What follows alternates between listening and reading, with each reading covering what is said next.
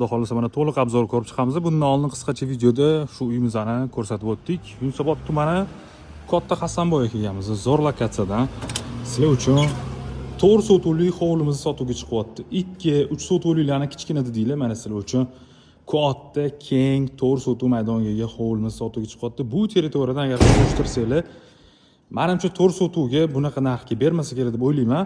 Mashina qo'yishlar uchun bemalol joylar bor, yozgi oshxonasi va bitta samozyot tashab ketilgan bu yoqda. Fasad qismini qaranglar. Ikkita yonma-yon hovli qurilgan, bunisi sotilgan. Hozirda bitta dona shu sotuvda turibdi. O'shaning uchun shoshilib qolishinglarga maslahat beraman. Hop, sizlar ham ko'p kuttirmasdan to'liq uy ichlarini ko'rib ketamiz. Qani ketdi. Uyi kattaligi baribir bilinyapti, chunki kirishimizda juda ham katta hovl qismi. Qaranglar.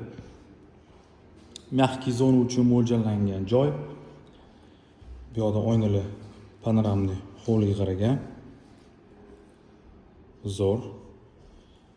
Hop, kirishimizda o'ng tarafda oshxona qismi. Bu yerda ham panoramli hovliga qaragan. Remontlari zo'r chiqqan, ranglarini zo'r tanlatdilar. Pollarni ham yaxshilarini tergan ekanlar.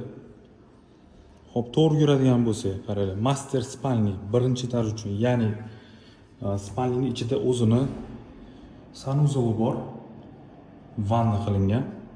Bu yoqda mana spalni qismi. Katta spalni qismi.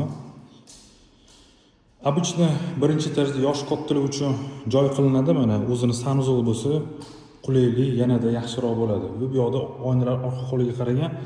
Orqa hovli ham katta tashlangan, hozir zaldan chiqib ko'rsataman. Hop. Uy haqiqatan katta ekan, keng. Bu yoqda mana birinchi etaj uchun bitta общий sanuzel mehmonlar uchun va zal qismi. Zal qismi ham katta qilingan. Mana orqa hovlini ko'rsanglar bo'ladi.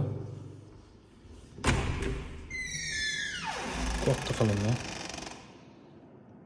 Yashil hudud qilib qo'ysanglar, zo'r o'tiradigan joy ham bo'ladi.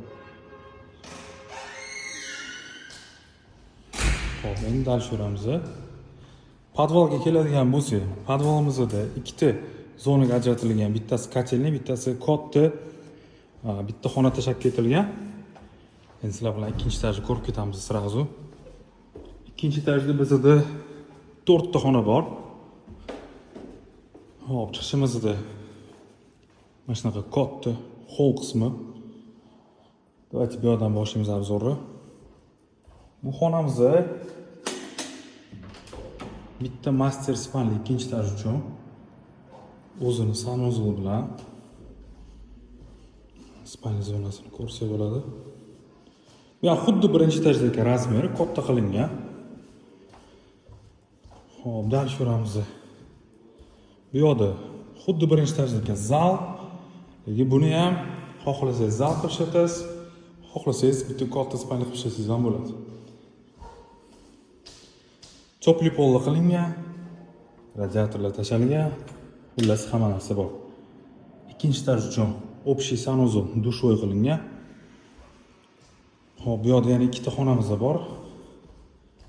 Balki bunisini birinchi ko'ramiz. Mana ikkita detskiy desak ham bo'ladi. Birinchi xonamiz va oxirgi xonamiz. Da, ikkita detskiy desak ham bo'ladi, lekin spalni desak ham bo'ladi kattaga. Mana hovlining tepadan ko'rinish. Aytgancha bu yoqda balkon qismi ham bor. Balkon qismi. Mahallasi zo'r, Katta Hasanboy desak ham bo'ladi bu yoqni. Yaxshi lokatsiya, 2-3 sotuvga sizlarga kichkina deyotgan bo'lsanglar, mana sizlar uchun kattaroq 4 sotuv hovlimizni sotuvga chiqyapti. Narxi va informatsiyasi hammasi описаниеda bo'ladi. Bizlarni kuzatishda davom etinglar. Любой payt kelib ko'rsanglar bo'ladi. Tanishlik videoni jo'natib qo'yish esingizdan chiqmasin.